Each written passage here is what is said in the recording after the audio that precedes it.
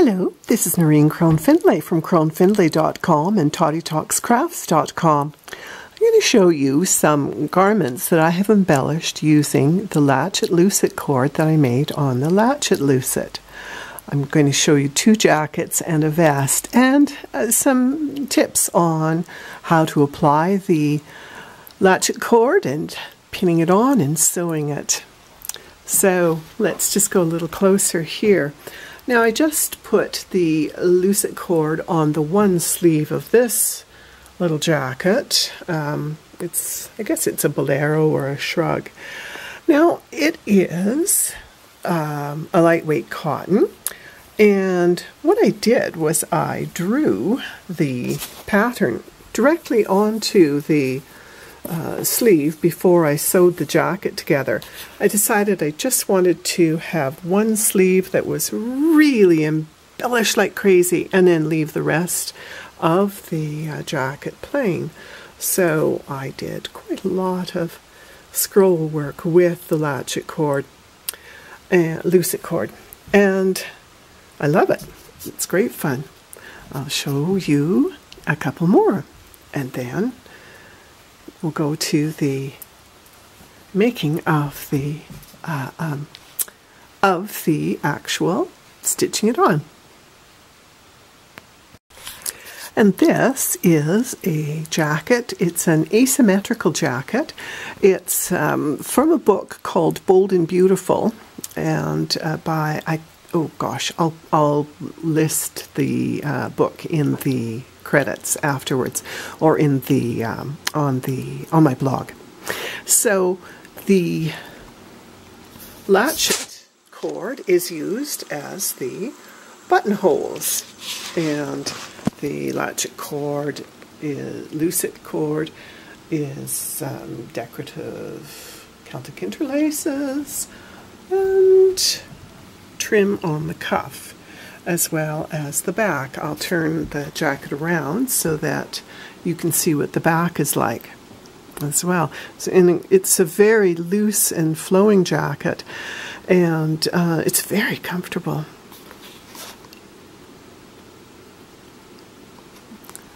Come back a little closer just so you can see there.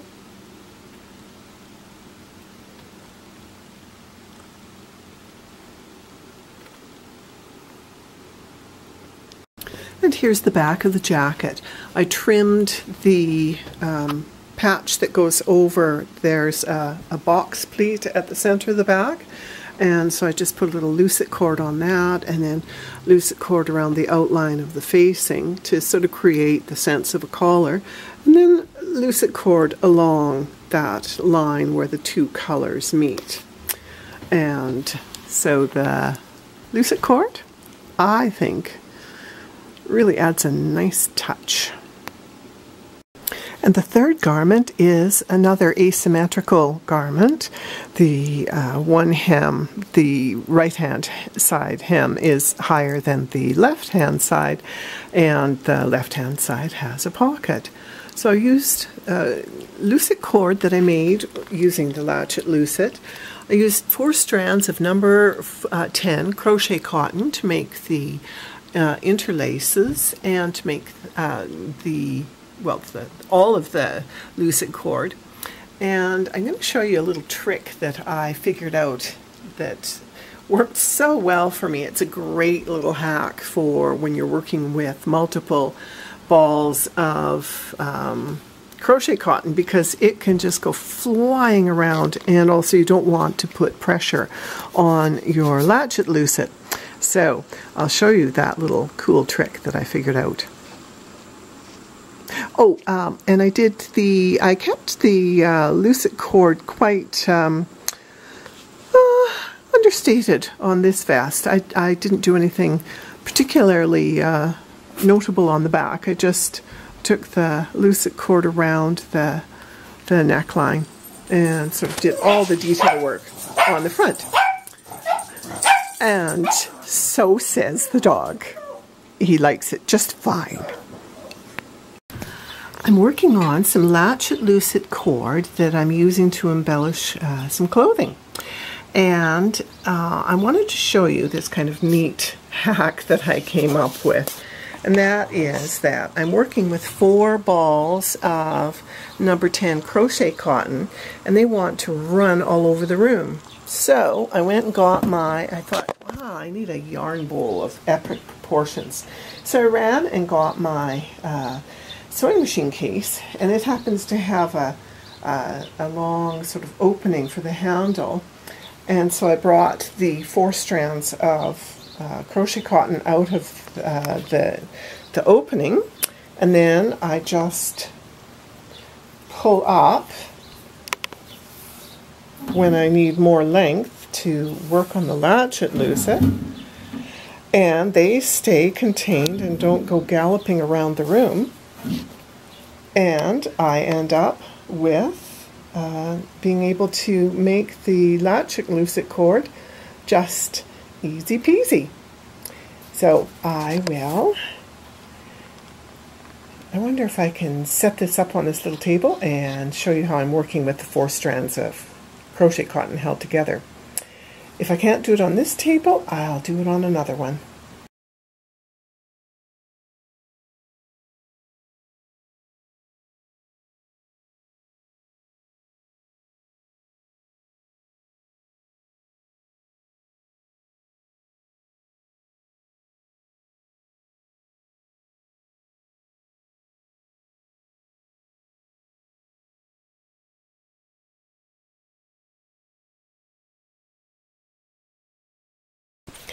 There, I've got the Lucet cord pinned to the front and around the collar, and luckily I'm glad I still have a little bit of a ball left, because I'm hoping to have enough to trim the cuffs as well.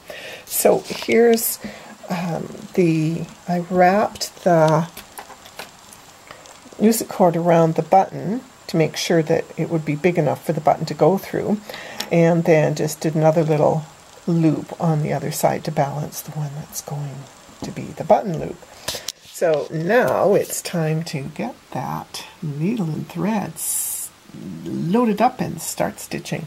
I know some people absolutely hate hand stitching, but I find it's very contemplative and meditative, so for me it's part of the joy of it. If you really hate hand stitching and your fabric will allow it, then go ahead and stitch it by machine. But in this case, because the fleece was a right so-and-so to sew, it's much easier to do it by hand. Okay, time to stitch by hand. I'm just going to offer you a few notes about sewing by hand. Not everybody is familiar with working by hand. So I'm just going to show you a few things. First of all, I'm going to start by showing you how I like to work with the needle and thread. I don't thread one strand through the needle and have the needle always pulling the thread from the same point, because that's a good guarantee that the thread is going to get stressed and can break at the point where it goes through the needle. What I do instead is I fold the thread in half, and then I thread the loop of thread into the eye of the needle, and then the thread moves through the needle.